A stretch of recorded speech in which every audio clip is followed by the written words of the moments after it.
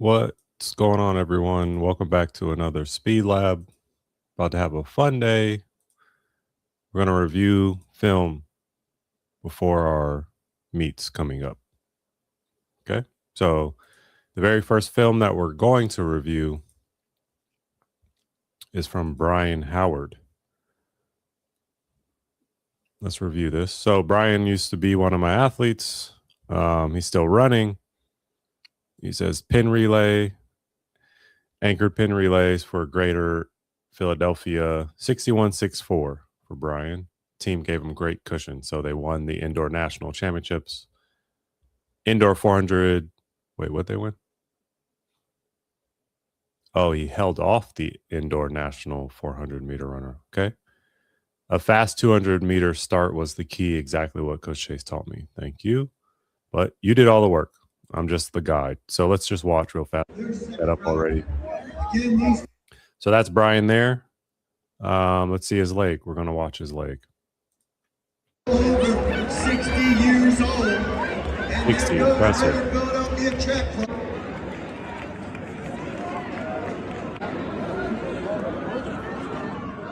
Nice and open on the back stretch there, Brian. Down that back straightaway, it's still Greater Philadelphia Track Club A team. Oh, and you're catching that team. Giving chase with less than 200 meters. Southwest Spiriters are trying to kill. Nice. Oh, here he comes. I guess that's the indoor 400 meter champion coming behind Brian. Brian's not giving it up so easy. Pick the knees up, come on. Pick the knees up, come on. What a race. What a finish. Nice job, Brian. Great job. Okay, let's move on to our next film session. Let me get my thing plugged in here. Okay. Who's first? We're going to wait for maybe Casey's here. I told her to meet me. Let me see what I need to do. Casey, you here?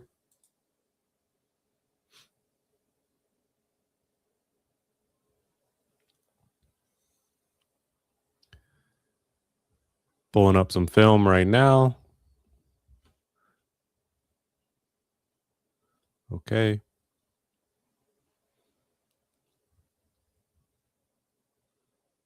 There we go. Good, except for I need it to be this way. All right, let's get this film in.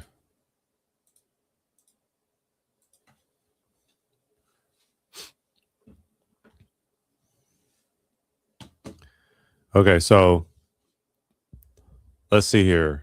Hopefully Casey's here or she'll be coming by soon. She just left a message for me that says, let's read it together actually.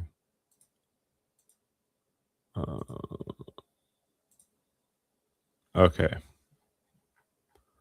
So Casey says, not improving. Let's figure out why. Switch back to my old spikes instead of Adidas. Can't get the left leg low heel recovery. And I go up before my arms move still. Currently on a building phase with training, so I'm hoping as I get stronger, things will correct themselves. Okay. All right. Let's see. Low heel recovery is like, let me see what you did. It's probably good enough if I have to guess, but this is my first time looking at it. So let's go over it live, Case. We'll go with this one.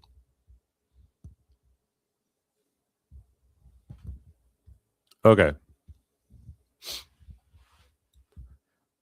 Should I go this way? No. I'm gonna go this way. All right, let's see Casey start.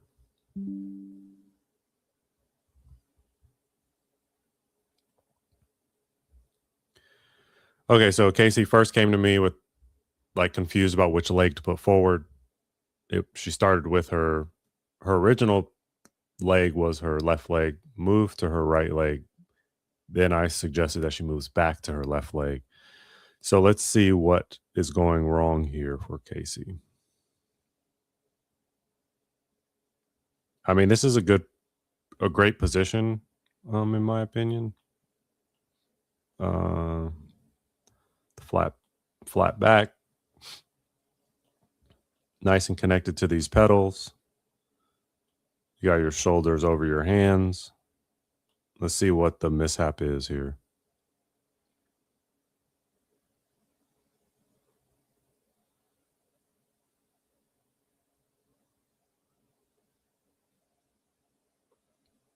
Okay, that's not horrible.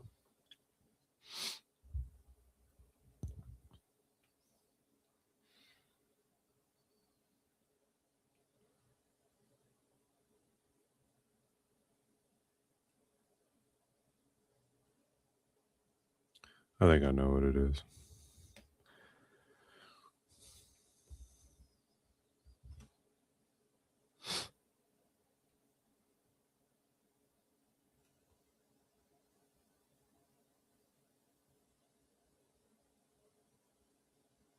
Again, good positioning in the blocks. I don't know, Casey. I don't know. I agree that these are so bad.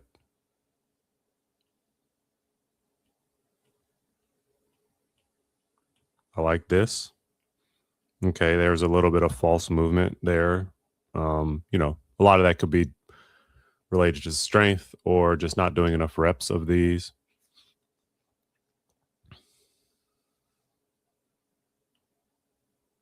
This one's good. This one's better than the last one. What I'm looking for is that. Okay. It's actually a bad line. I'll draw that again. Yeah. That's nice. Step down. The arms do look a little out of sync, but that's something that's just solved with reps. And then you don't continue to push.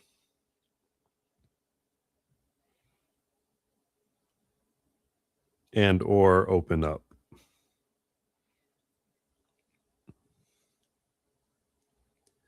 Your jump leg is much better than your non-jump leg, right? Like the left leg pushing looks much better than the right when the right leg pushes, in my opinion.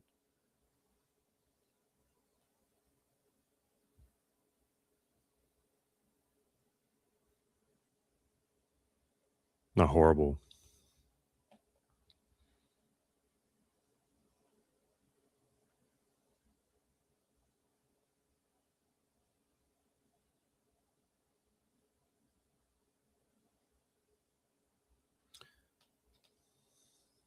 Yeah, I don't know, Casey. I don't know that these are so bad.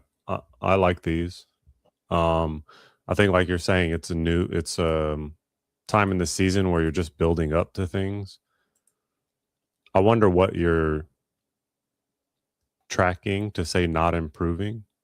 I would love to know if you have metrics or how you feel, like why you feel that way. Can't get the left leg low heel recovery. Can't get the left leg.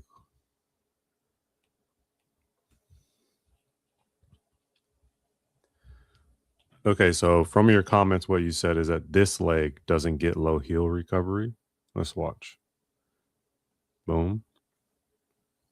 I mean, it's not horrible though, right? Like,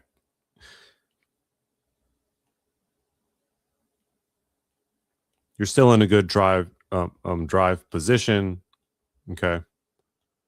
Sure, it's not the lowest heel recovery, but if you freeze frame the professionals or do side by sides of slow-mo of, let's see. Who should we look at? What's up, Juju's Gaming? How's it going? We'll go slow motion. Oop.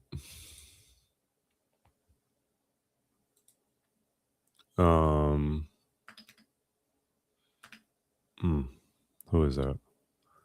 Slow motion 100-meter.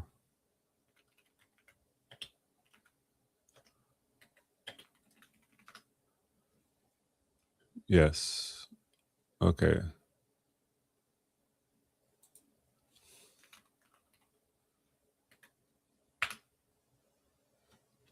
Okay, so Casey, you look at your start. Okay, I know what you're saying about low heel recovery, but I'm going to show you why. Like, that's the ideal thing, that kind of picture perfect thing when you are requesting frame by frame coaching. That's what I'm going to look at. But in reality, do the fastest women in the world do the same thing, or do they have their heel come through as you've had it? Now, I mean, the way that I'm answering the question, maybe it makes sense. Maybe you already know the answer is that they also do this same thing, but you're not getting full extension off that right leg here. Okay, you can get more open than this, and a lot of it comes with time, strength, and training. I'm curious if you ever do any kind of band work to get your glutes activated before you do this kind of stuff. And like I said, your jump leg looks a little bit better than the other leg. Okay, here's what I'm looking at: like, how much distance are you covering over these starts? Okay, so we go from the block here, then from that step to this step.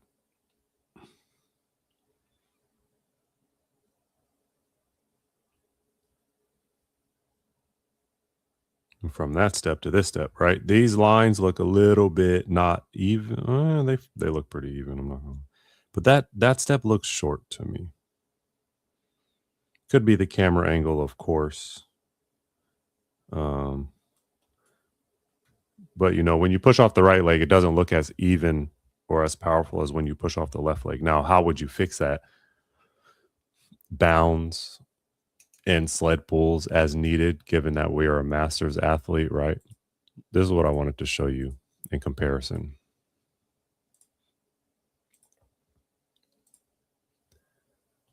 Okay, so same deal. Let's watch this. It's going to be her. This is Shelly Ann Fraser-Pryce, one of the GOATs. Watch her right leg come through. Does she do low heel recovery like you mentioned?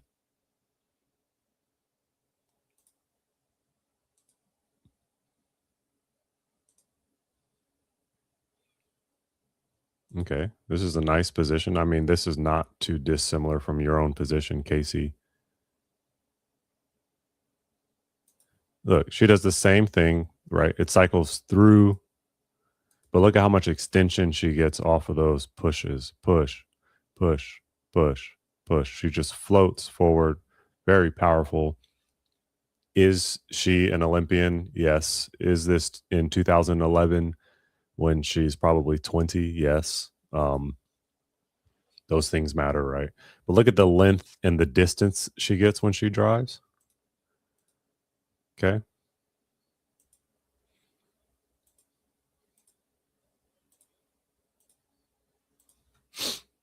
Now let's watch ourselves here. Okay. Again, I'm a fan of this, and don't worry about the low heel recovery. I'm only making this point, sticking on this point because you brought it up in the comment. I think you're doing great. It looks very similar to Olympian Shelly Ann Fraser-Pryce, but look at how much you don't cover it. Look, you're not even really off this foot before you're stepping down on the other foot. Okay. So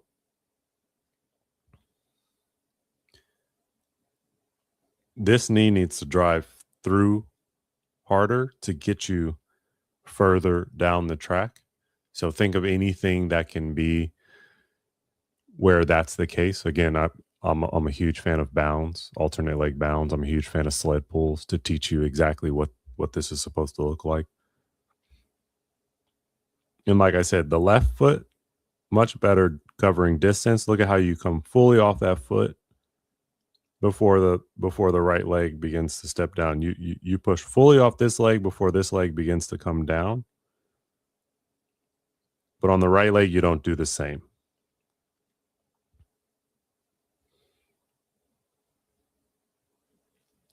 Okay, Casey. So my advice would actually be to, my advice, Casey, is to try some block starts at 75%, 80%. Keep good form, but focus on covering distance. It should be not too challenging at the percentage that you're going. You should be way more focused on covering the distance of the track. I know you can do it because you're an excellent jumper as well. And then you speed up from there to go to 85%, 90%, still trying to cover that distance until it becomes natural and flows all the way through your drive phase. Okay. I hope that helps. Currently building. And you, like you said, you're just starting. Don't think too much. Like, I'm doing all this frame by frame stuff, and at the same time, I still have to remind my athletes you can't think too much when you go to sprint. Otherwise, it will not work well. It will make you slow. Okay. Okay. So let me see who else we got. That was Casey. Casey, if you stop by or you're still here, please let me know. Next we have Himothy, Kim Jong Un. I don't think that's his real name, but that's his name in Speed Lab, which is okay. Let's see what he says, because we had a nice lengthy discussion. Where are you at?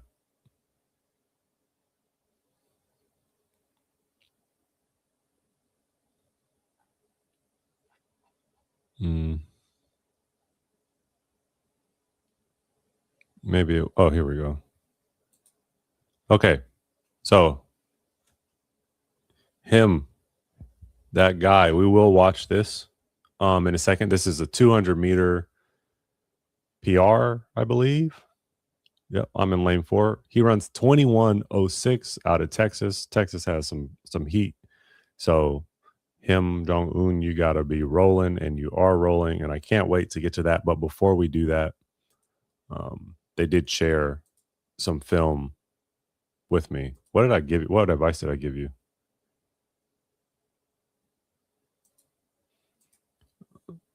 Let's see if I see the same thing here.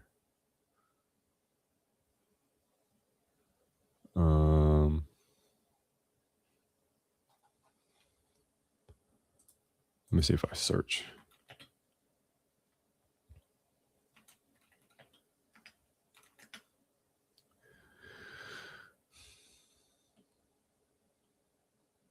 Oh, here's where we had our discussion. Got it. Okay, so the last pre-film, he dropped some things. I was wondering if I need to change or work on my intent after the initial 10 meters. I've been developing a new start, trying to improve my power application during the start by almost feeling like I am taking bigger steps than usual. Casey, this is a little bit of a tie back into what we just discussed with you. However, after 10 meters, I don't know if I should continue with that mindset through the rest of the drive phase into max velocity. They shared a start with me.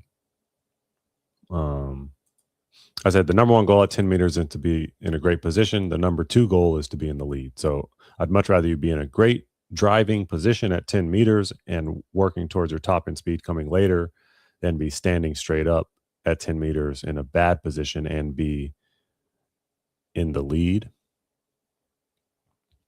He says in the first video, felt like he accelerated more efficiently to top end speed without trying to feel fast. So this is the same concept of covering distance that I've discussed. Okay. And it's something that this athlete is dealing with, even though they run a 10:48 and a 20.9, which is blazing fast, right? But still trying to improve. So we had a very lengthy conversation. Let's get into the film.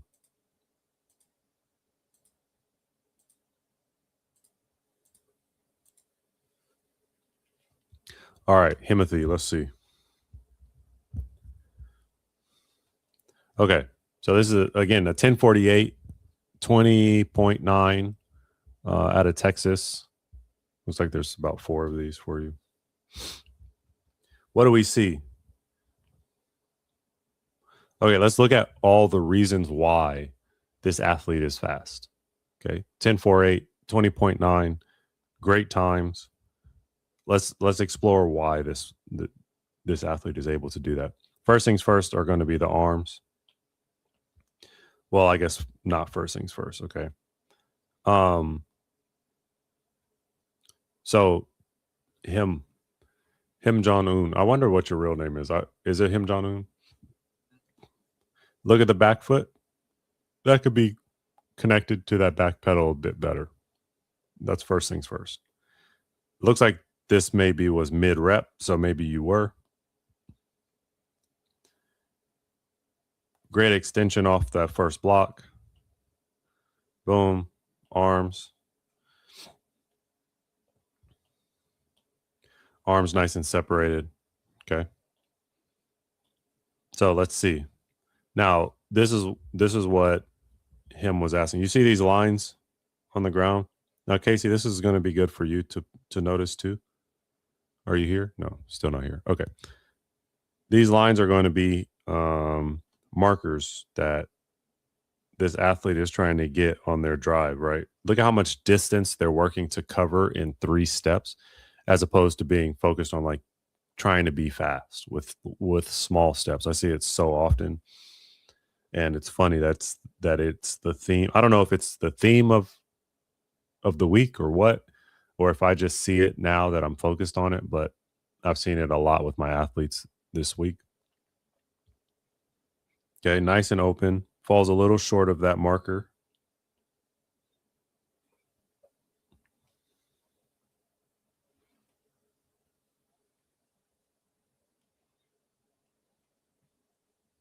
Good. Okay. Now, what am I looking at here? Now, what does this leg do? Does it drive back down? Does it hang around and wait for the track? It drives back down through the track. Very good.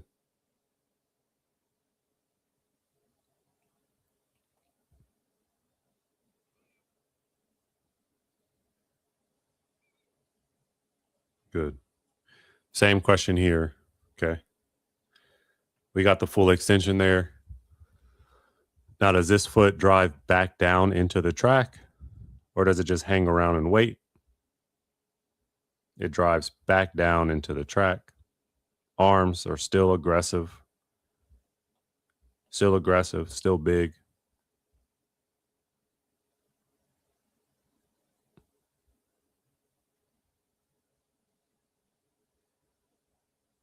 Look at that, just maintaining this goal of gaining distance per stride. That's what the block start and transition is about. It's about gaining distance per stride, so that when you stand up, max velocity is just covering the most amount of distance in the least amount of time. So if you're thinking that max velocity is way more about how frequently you touch the track, then that's incorrect, because you can be very frequent. Your frequency can be high, but if your strides are small, it doesn't really matter. Okay.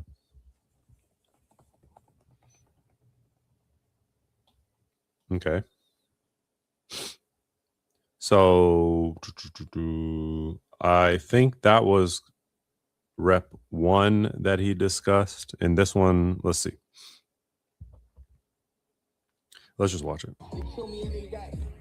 Yeah. Not getting the same distance, right?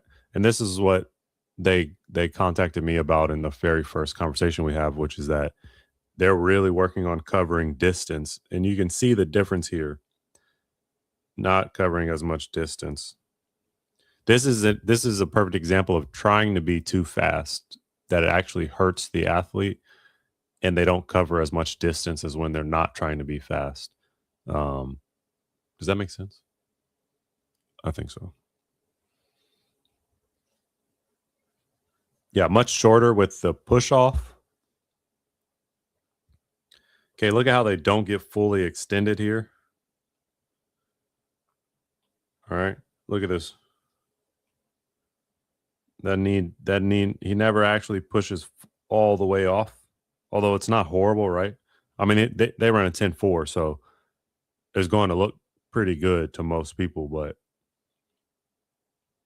here's what we can actually do.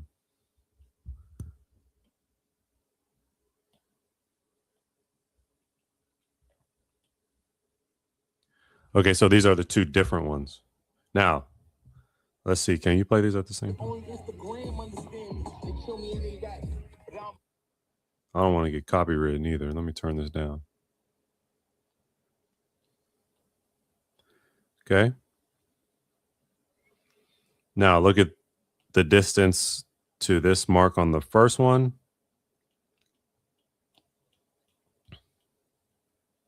Compared to this, look at the distance on this one, right? Much bigger distance. I guess much shorter distance covered in this example over here compared to this example. On the left, he's covering way more distance and maybe a fraction of a second slower, but it's worth the payoff. He's way more patient on the left and way more rushed on the right. And if I had to guess, whenever they are in a race, they run more like they are on the right, but they need to be more like they are on the left.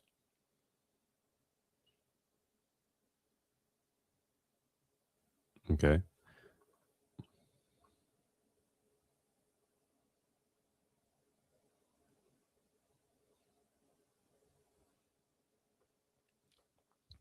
Now, you can also see it in the patience or impatience of this leg action, that versus this leg action.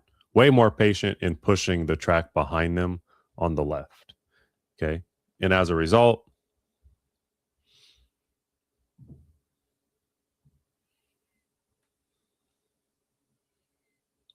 okay, look at this. Right? Look at that distance from this line, painted line on the track compared to this.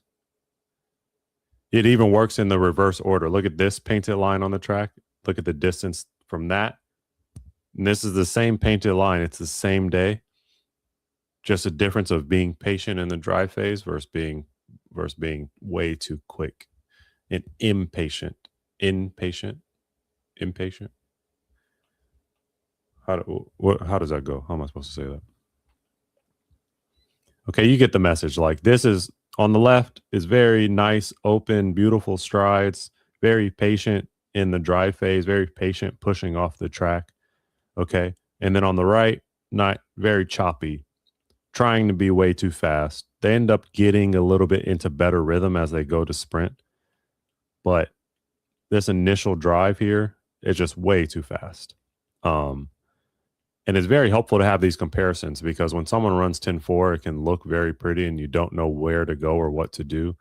But in these two examples, it's very clear that they need to be patient. I mean, you can see it even full speed, right? As fast as they were running,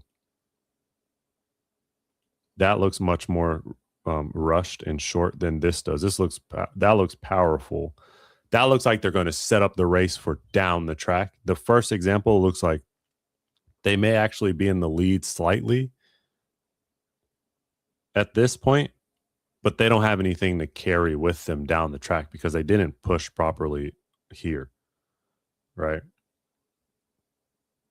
That kind of looks like you have nowhere else to go but top end speed. This looks like you can continue to build with that to top end speed that comes much later down the track, okay? Now,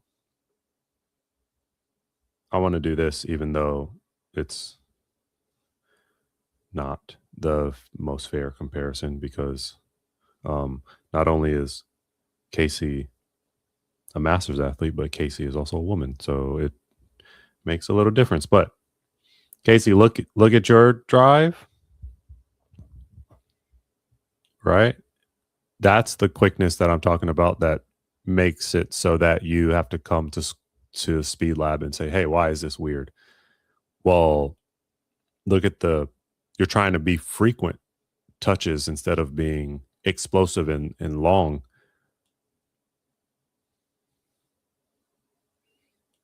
Okay. Look at the difference, right? again, I understand that this is a 17, whatever year old guy. But you could still see the impatience in your drive and in your push.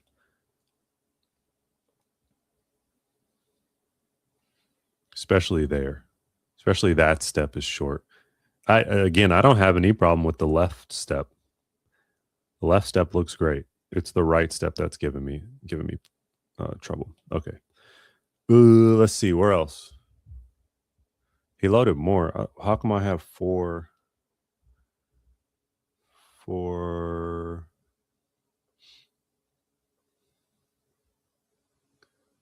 is this?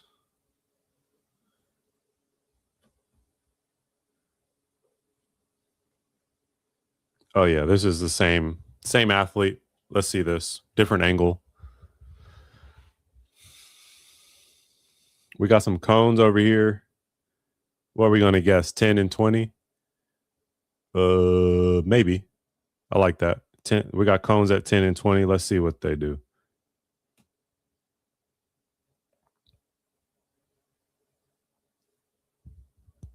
Mm-hmm.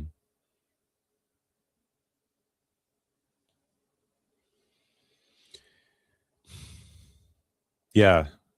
Him Jong-un.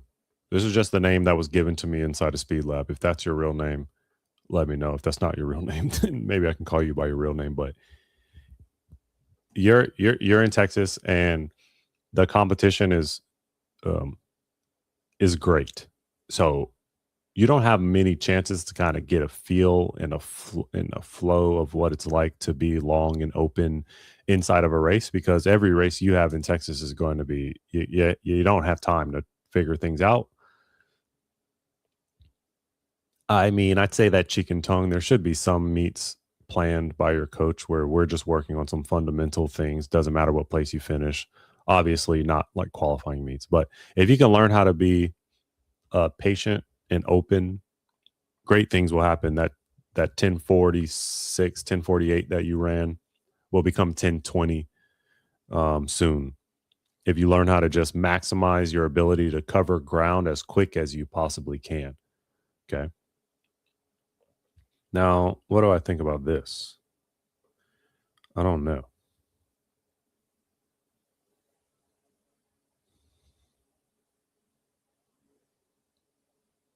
I actually think it looks very good. Very patient. Now, if that cone is at 10 meters, then you did not drive long enough. But it's very possible that it's not 10 meters. I actually highly doubt it's 10 meters because it was probably 30. You start going at 3.8 and you get to that cone at 8. Yeah, there's no way that that's 10 meters. So that's probably a good drive phase, actually.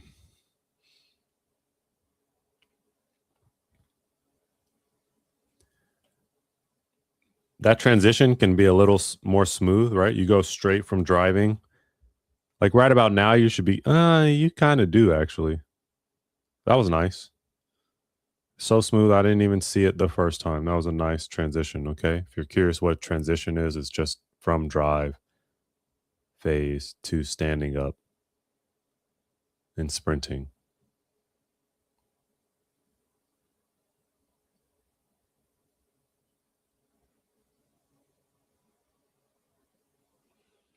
Now, you run a little stiff. You run like a football player. I know that because I also run like a football player because I played football. I don't know if you play football, but American football, but the shoulders look a little stiff, perhaps.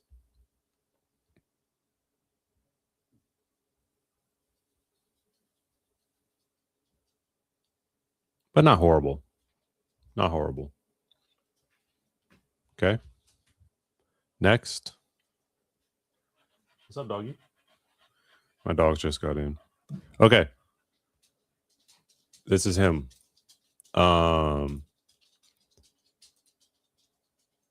Lane 4. time of 21:06, so pretty close to a PR.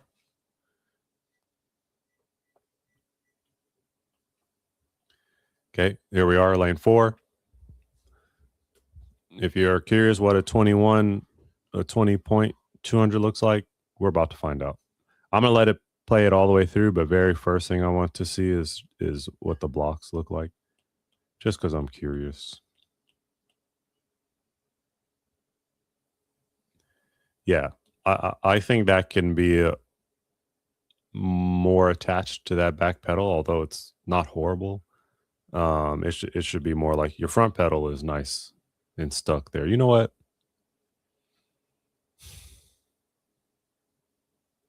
I like it. I don't want to be too picky. I like it. This guy doesn't do it either.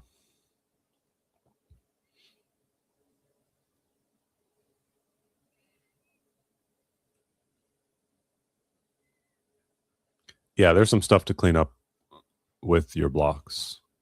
As well as the guy in lane 5. But let's watch. Sorry. Teaser. We want a little volume for this one. Hopefully there's no music.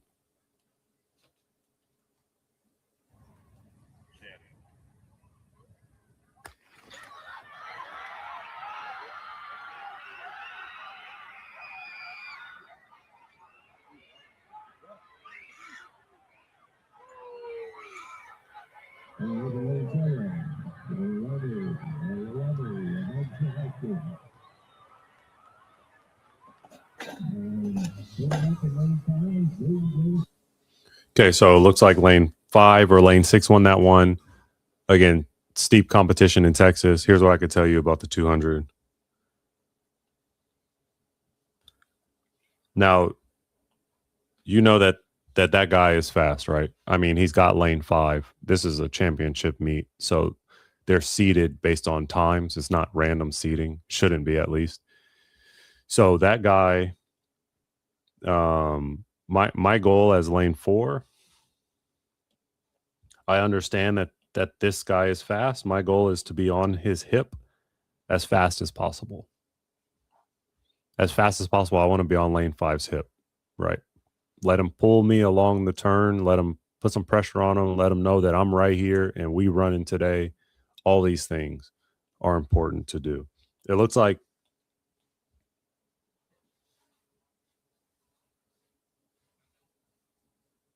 you got up on him for a few meters and then, stop the progression. Now, this guy in lane 7, he's moving. This is what I'm talking about. The guy in lane 7 is on the hip of the guy in lane 8. And the guy behind him, he put him on notice. He said, "Oh, you're not catching me." Right. And then what happens? He comes off the turn in the lead.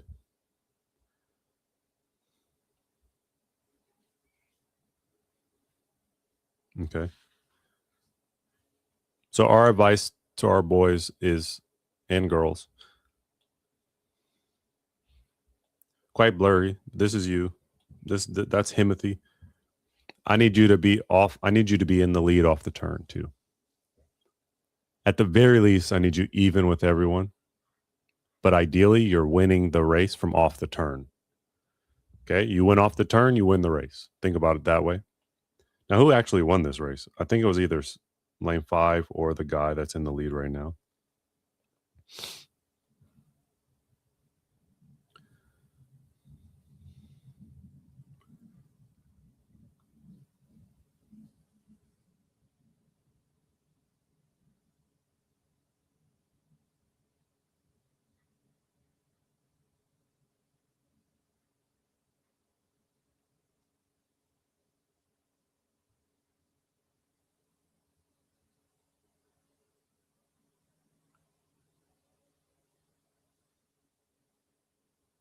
Oh, actually, lane 5 won and you got second. Okay. So if you beat lane 5 off this turn, did you? Nope, he's a little bit ahead of you. You beat him off that turn, you win that race. Okay.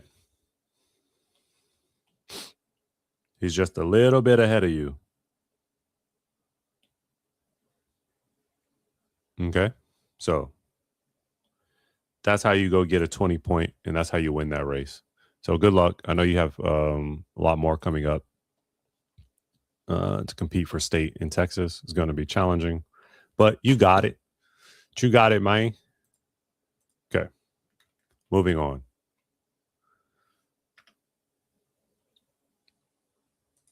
Let's see here. Adam must have been in the DMs. Adam Zane. Yes. Yes. Adam Zane. Okay. Shout out Adam. I don't know where you live, but you have look at these blocks. Okay, this is dedication right here.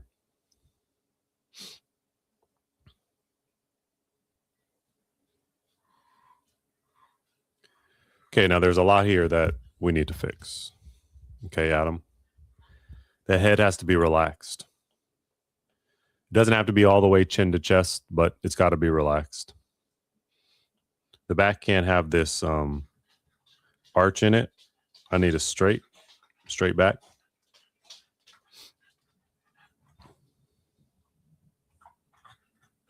Those hands are flat. You have to come up off of those flat palms.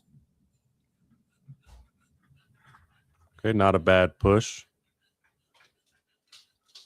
But you do just like the theme of today, you get small here on this second step. This is a good push initial, and then it's like your drive stops. You stop driving and pushing the track behind you, and you try to get straight into speed. Okay. And as a result, that makes you small, Adam. Small.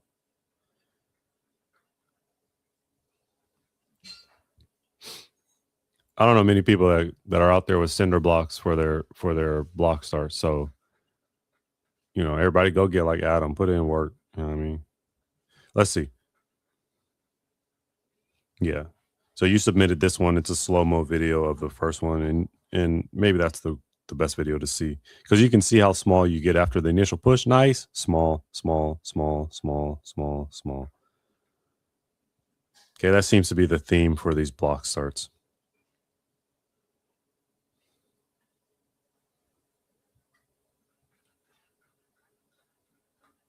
Yeah.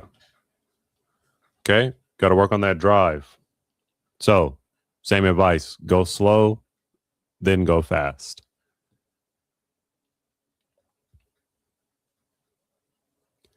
Who else we got?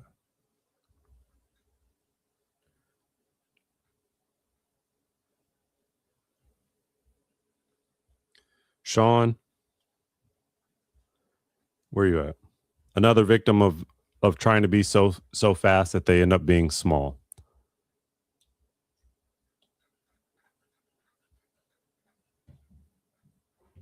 A very obvious answer example too, because he's a tall athlete. So this is Sean. Where is he at?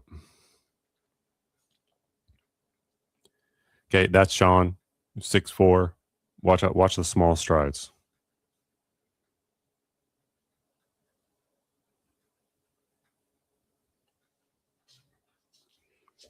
Okay, real small, real tight. And here comes everyone else in the race whenever they shouldn't be anywhere near you. Okay. Sean knows this. Sean and I talk frequently. And he's working on it. And I gave him the same advice that I gave Casey and Kim Jong-un and who was the other guy? Adam, which is to start slow, start open with your strides, powerful. By slow, I mean 75%, 80%, and then progressively get faster over there over time. So this is Sean again.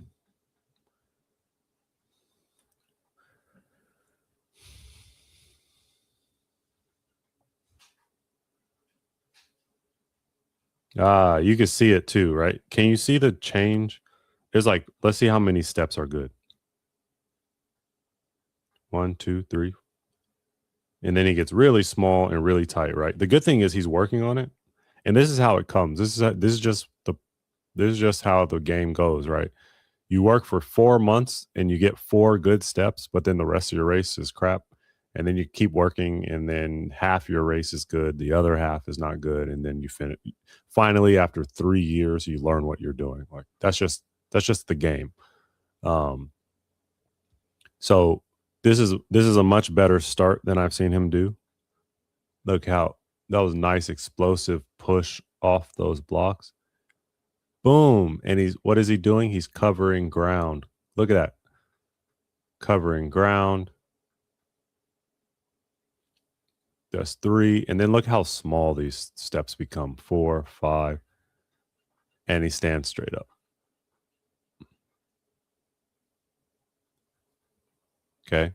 He's trying so hard that everything's even. He's trying to drive, but he stood up. Because he knows he's supposed to drive, but he stood up basically right now.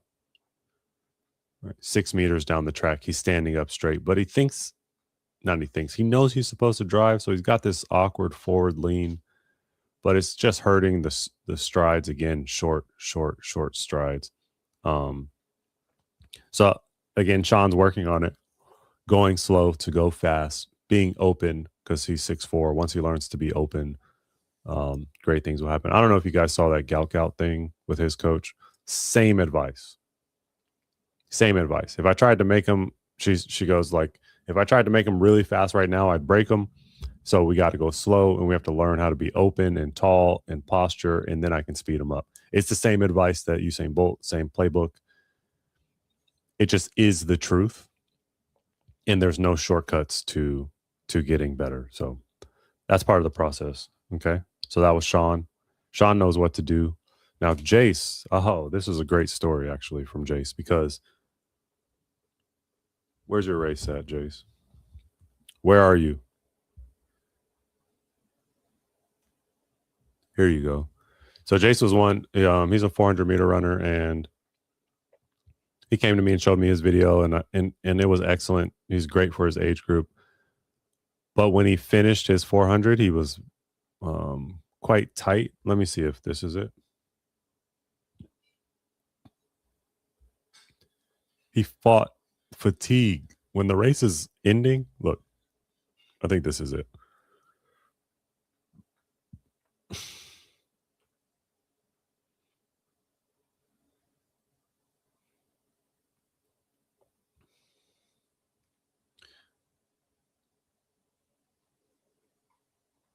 Okay. So that's Jace. Excellent 400-meter runner. But look at him fighting. Okay, he's fighting fatigue. You can't fight fatigue. And as a result, the guy next to him who stays relaxed comes to get him at the end of the race. Now, if Jace stayed relaxed, kept his posture, and kept his turnover, he would have won that race. And we're going to see the same thing in this 100-meter. And then the next time we do live, I'll show you the improvement that he made that helped him PR in the 100 and 400, because he learned how to stay relaxed, stay tall, and keep his turnover. But the 100 is just another, it's going to be obvious again that how much he's fighting, right? The 100 is more, you get punished more for mistakes. You have to be mistake free in the 100. 400, you get to get away with a lot of mistakes because the race is longer. The 100 is difficult because it punishes you right away. If you run like Jace ran his 400, you're going to end up getting tight. You're going to end up hitting a wall at 60 meters, even though it's 100 meters. And you go, I didn't even know the 100 had a wall. Look at Jason, lane 3, fighting. Head back, arms all over the place. Okay.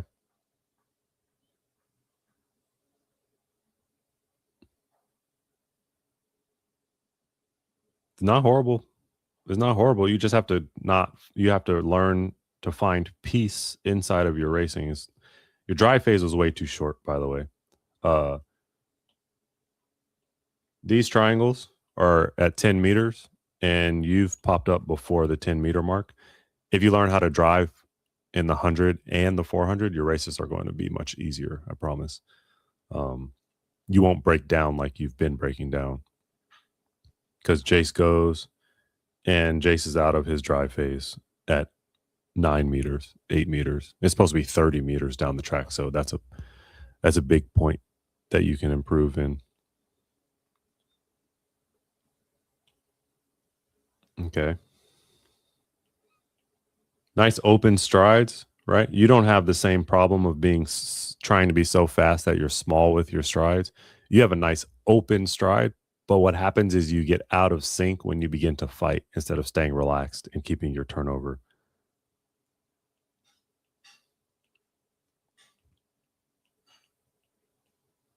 Okay. So like I said, Jace did implement that advice of staying relaxed and keeping your turnover, and he was able to PR in his 100 and 400. So that's great. And last but not least, Henry Momo. Sorry, Henry. Henry Momo. Let me see what he says.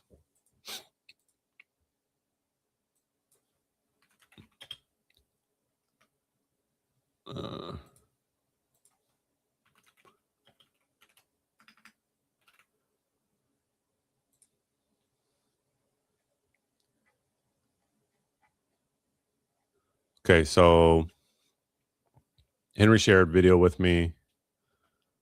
I said what it looks like to me is that you have a slow ground reaction time. I asked him about plyometrics. He's got the green spike. So he runs 11.79-ish, 24 mid, and 54.3. He's 17. I actually want to highlight this because this is the biggest thing for him. And for a lot of athletes, I'm highlighting it because it's not just him. So I told him a few problems I see. Too few meets. Inconsistency leads to volatility. So our track team has 12 to 15 meets, and Henry has 3 meets per season. That's a big difference. So especially with the fact that he came back this year and hasn't broken his times from last year. Well, you only had 3 chances. That's not enough. Okay. So I see a lot of time people try to rush the process of getting fast. Hey, I have league in 3 weeks, in 2 weeks. What can I do? It's like, okay, well, what does your season look like? It's like, I haven't competed yet. Well, what you could do is run more and compete more. That's going to be very helpful. 3 meets is nothing, essentially, right? It's basically nothing. Takes you 6 meets to get warmed up for the season, right? Racing is a skill. It's a craft that's different from practicing and training hard, they're both equally important. But if you don't have racing skills, by the time you get in the race, you're not going to do well. Okay, see it all the time. All the time, people crumble under racing because it's different. It is not the same as running fast. So that's what I told them. Let's watch.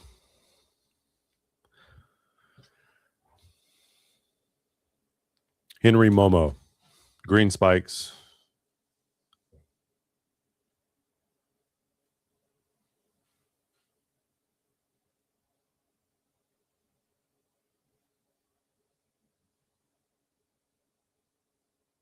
Yeah. So same to you. You that head has to be relaxed there. You can't be in the blocks doing this.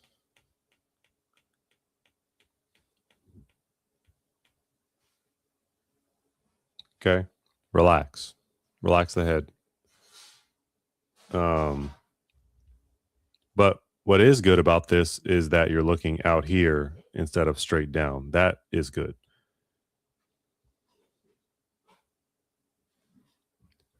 I don't know that I like these block settings for you. Something looks weird. I don't know what it is. I'll look at your other video and see what's weird about it.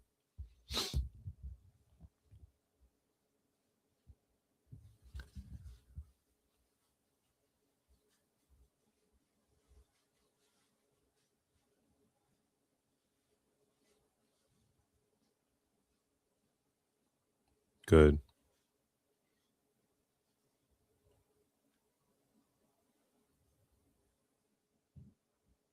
Good.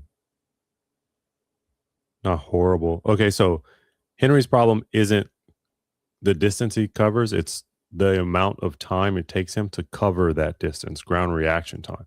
So look at how soft this foot is upon landing, the ankle. That's a soft ankle upon landing. Okay. Same with this ankle over here, soft upon landing, not rigid. Now there's going to be flex in every sprinter, but like let's watch it at regular speed. It's very obvious to me, at least.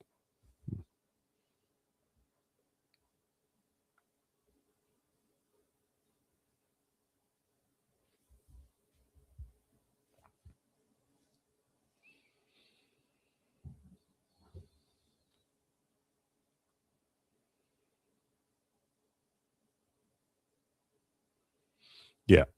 So again, this is totally a sign of just not enough reps, not well trained.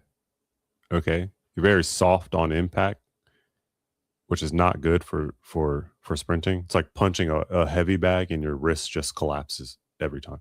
You want to be stiff when you punch. You don't want your wrist to be. That's what your ankle is basically doing when you hit. Maybe a bad analogy. Maybe it makes sense to you, but that's what I see. That's why your ground reaction time is slow. Outside of that, a few technical things with the blocks, but overall, you're covering good distance. Just how do we make that faster? Is that even something that you're capable of? Not because of your athletic ability, just because of your genetics or whatever it may be.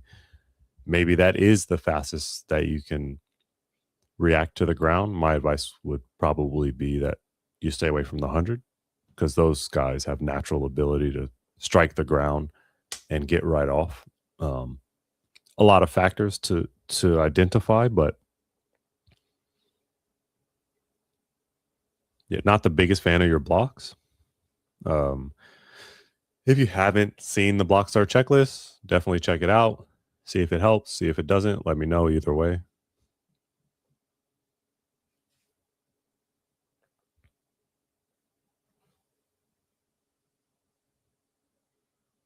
Look cold. I don't know where you at. I look cold. I'm sure you told me, actually. I think he's in DC. Did you tell me that? Let's go starter.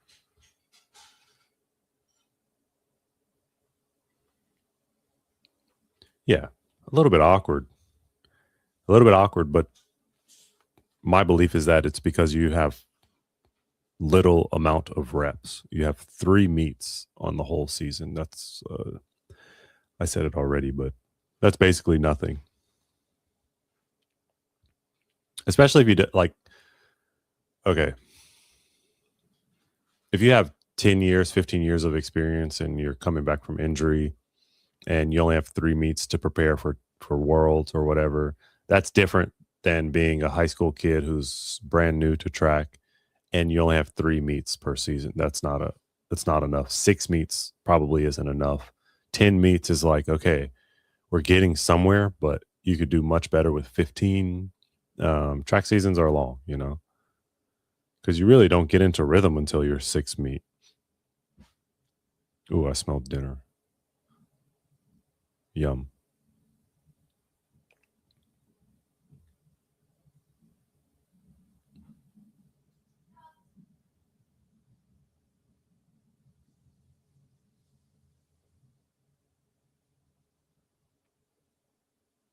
You're kind of all over the place inside of the lane, which again for me is totally about experience.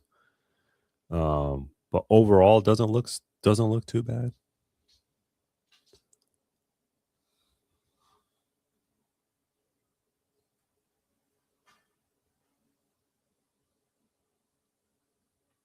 Oh yeah, that's you.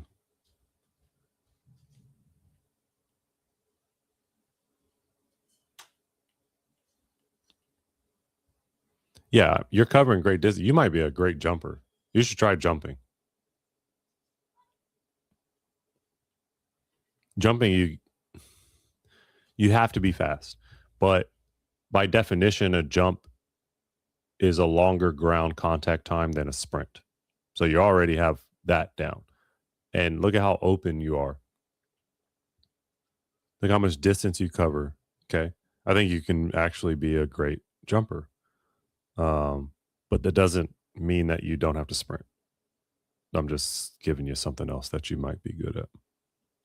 Okay, you're leaning back too much for me.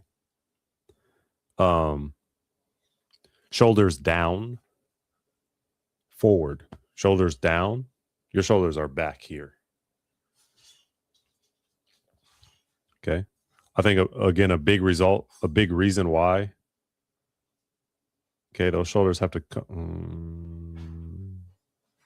come forward here. A big reason why you're doing that is because you don't have the right hip flexor strength or psoas strength to you have great form, but you don't have the correct strength because you don't have enough meets and enough experience. Okay. So Henry, I would focus on some plyometrics to help you with that. Some ankle hops, which are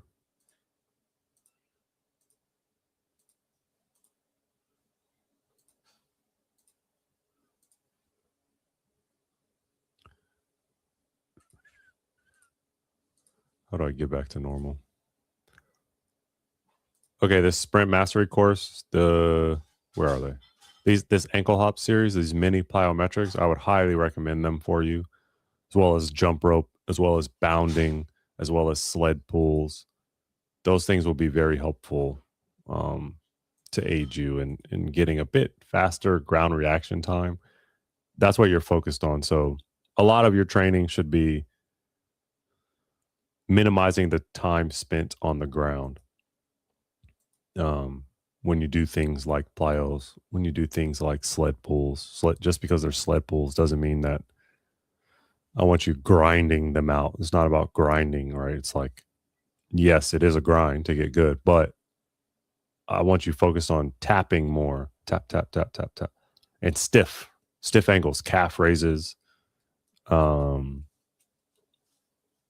static lifts. My homie who's a weight coach told me about, I forget the name of it, but have you seen track people lift? They lift almost on their toes. They always have it's called knee behind butt, one knee behind the butt, and the toes are more in a track position. What's good, J Money? How's it going? You got film, J Money?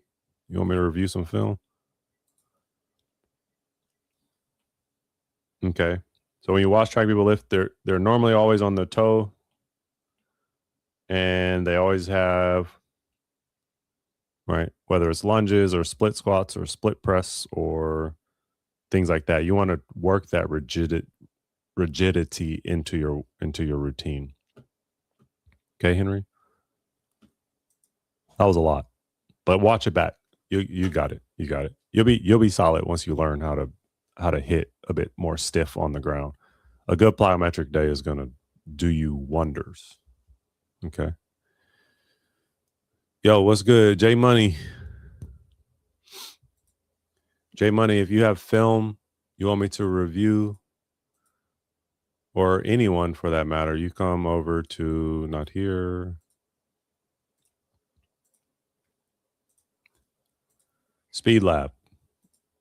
Okay, this is where you submit your film. You go right here, type in please help. Okay, then you click down here and you can attach a link or a video or an attachment, and then you select film review and you post it there. And then when I go, I need to stream today, I come here, I click film review, and these are all the film reviews that I need to go over. There's still some people that I need to go over. So, but if you can always DM me as well. It's just I have a harder time. This is very organized. I just click film review. Here it is. If you DM me your film, there's a high likelihood that I will not review it live. I'll give you feedback in the DMs, but for me to go to multiple places to watch film, I don't know about that. Okay. So if J Money is gone, doesn't have film anymore, I'm gonna end it. Anybody else watching got film? Casey, you there?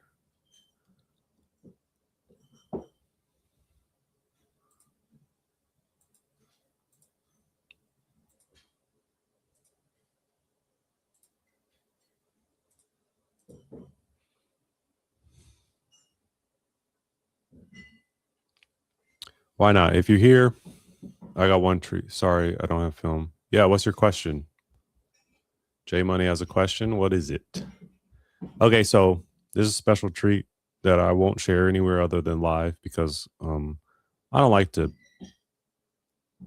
take the high school kids that I coach in person and put them on the channel that often. But here's a race that we can watch, and we'll just watch it.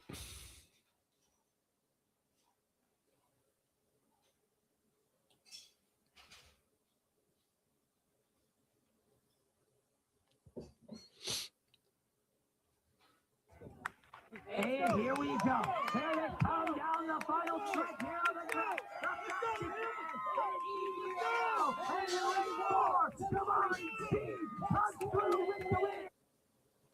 So that was a 10:58 or something like that.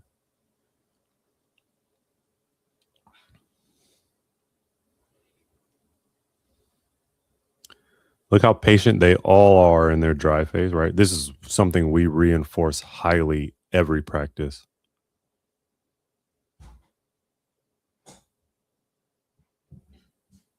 Patient dry phase.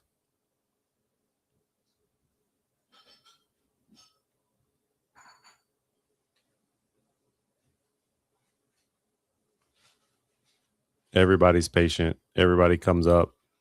They reaccelerate. Finish strong through the line. Yeah, we were at 10:58 that day or something like that. Okay. So those are some of the athletes that I coach in person. We got Casey here. J Money says, what should sprinters do right after the season and then during summer? That's a great question. How old are you? After season, you should take time off, assuming that you had a lengthy season, or you should be running summer track. Summer track is going to be excellent for you. Then after summer track, you take a real break if you did not take one after spring season. Then after that, it's way more focused on general conditioning, but maybe not in the way that you may be thinking of what conditioning is. Okay, I'll show you. Hold on.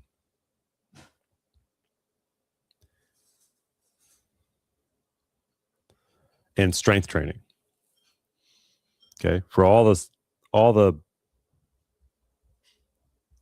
15, I'm about to finish my freshman season. It was fairly long with weekly competition. Okay, do you do summer track as well? Do you do football, American football, or even European football, soccer? Do you do any other sports?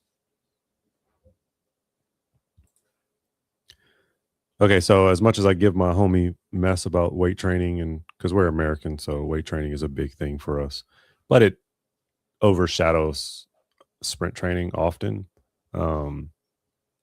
But now is the time to do that. So we're speaking of off-season things right now, right? We have this question: what should sprinters do right after season and then summer? Well, you take a month if you're like an elite sprinter. You take a couple weeks off if you're like a high school kid who can respond to everything without getting injured. Because old people, we got to take time off. And even young people, like it just depends so much on your biology and what you're able to handle and everything like that. Okay, so this is going to be like peak season. Okay, this can be like pre-season or even early.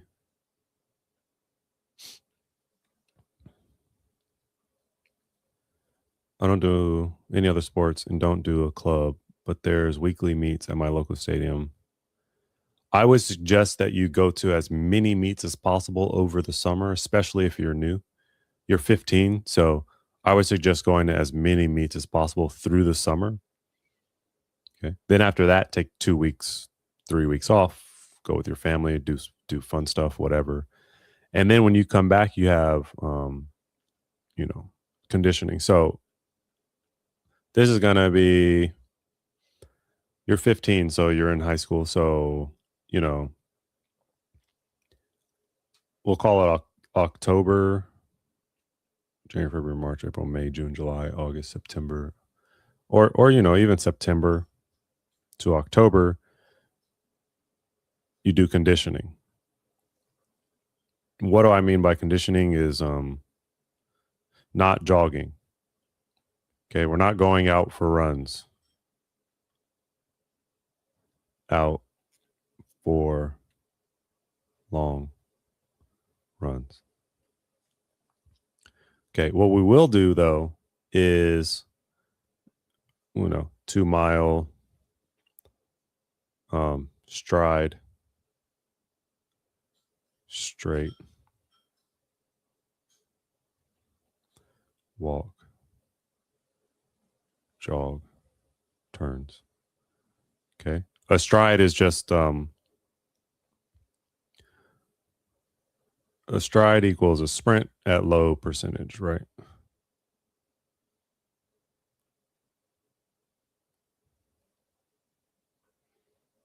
Sprint at low percent. Should I train over summer like I was training in season, sort of intended to continue peaking max intensity since I'm competing every week? Yes. You should be focused on speed work, right? You still want to be in this part of the season. Okay. We want to work so much more speed development.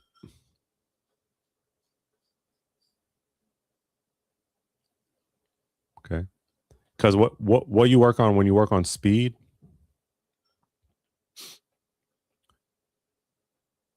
is actually brain changes, right? You're changing your brain to understand what speed means through, right, receptors and grooves that we form inside our brain. Like when you learn a new language, you get grooves and patterns for that language. It's the same with speed. When you train for speed, your brain physically changes to understand what it's doing. And so if you are able to train over the summer, you get way more time changing your brain for the positive, right? It's just like more time practicing Spanish is going to help improve your Spanish. But you can't do it all the time. You definitely need these phases of the season here. Okay. I hope that made a little bit of sense. I'm just going off the top here. This isn't like,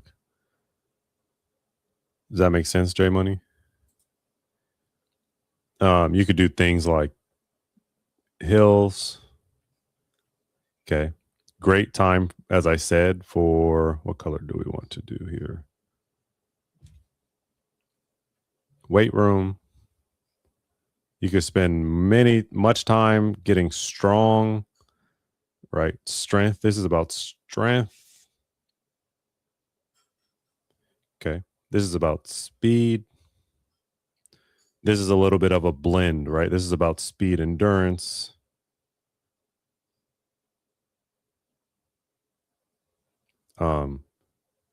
You're also going to touch a little bit on speed as well in this time too. And you'll get some strength in as well. Okay. Maybe strength is the wrong word. Maybe actually power is the correct word. This is where you build power. Here's where we focus on strength more. Okay. So as you plan your workouts, you should join the Speed Lab and just see what's in there. But as you plan your workouts, right, we'll call this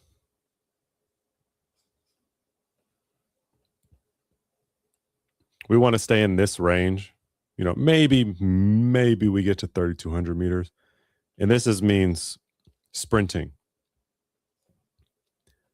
Now, obviously, you're not going to sprint a mile or definitely not a 2 mile. But what you're going to do is do things like this, or you do 150s, walk 50, 150, things like that, where you can add up the total to 1600 meters or 2400 meters. So I don't know how many 150s that is. I mean, 10 150s would be 1500 meters. So that works, but that's this time, September to October. Excuse me. Yeah, it starts around here and it goes all the way through, we'll call it December, around December. Okay. So from December to, depends on what goal you have and when you want to peak. We'll say to February about, okay, we can get away with some like, 300s, something like that, 250s, plyos, sleds, hills, getting into the grind. Okay. The weight room shifts to power, shifts away from strength to power, 5x5, 3x5, things like that. Okay. And then what do we want to work here? We'll call it like, that would be 1500 meters. So, you can get away with like 1,000 meters of total volume sprinting. Again, this is just off the top of my head. Like, I'm sure when I look back at this, I'm going to say, why did you say that? That's not the way to do it. I would do it this way, whoop-de-whoop. But this is kind of how it goes, right? So the total volume sprinting could be something like 1,000 meters, right? Which might be 3 times 300. But if you're going to do it, then they're at, 90%. They're at a highish percentage. Okay. That's another thing around this area. It's going to be, 75% to 90% max speed, right? When you're working in this area, you're going to be, 70 to 80% max speed. And then when you move up the ladder, the peak season, these are 95, 100% max speed, right? So the total volume sprinting might be 1,000 meters to, what would we call that?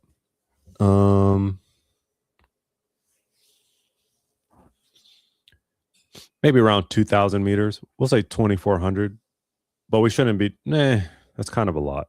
We'll say 2,000 meters. We shouldn't be touching these distances anymore as we move up this pyramid, because when we get to speed development, right, we're bringing everything down. So, we're talking 300 meters total volume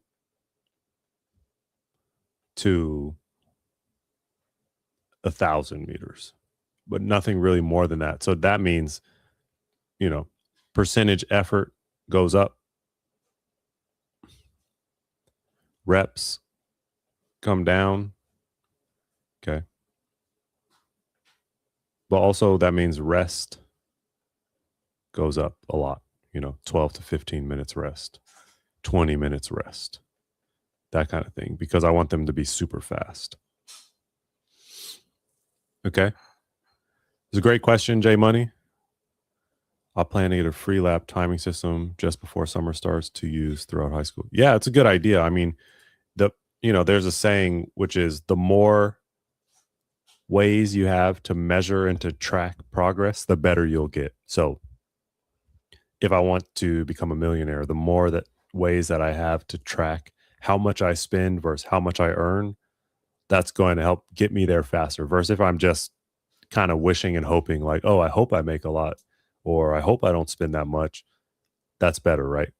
In the weight room, like, oh, I think I'm getting faster. Well, have you tracked your progressions on squats or deadlifts or hyper extensions or anything? You got to track those things as well. You want your sleep to improve. You track that. Your diet, what did you eat?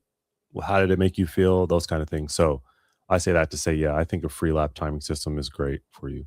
I guess you're making your own workouts from the sound of it. You're 15, so you should be in high school, I think, if you're in America. Okay. Like I said, J Money, you can come over for the most part, yeah. click the link in the description. Come over to the Speed Lab, and we can have a more thorough conversation around what you're up to and what you want your summer to look like, what it should look like. But going back to your original question, the more that chances you have to sprint as a 15-year-old, the better it is. So definitely I would sign up for summer meets. Okay. All right. Well, thanks for stopping by. Thanks for asking the questions. Jay Money, I hope you end up joining Speed Lab. But even if you don't, best of luck. And come back, ask me more questions. Okay. All right, everyone. Thanks for being here. I'll see you next time. Peace.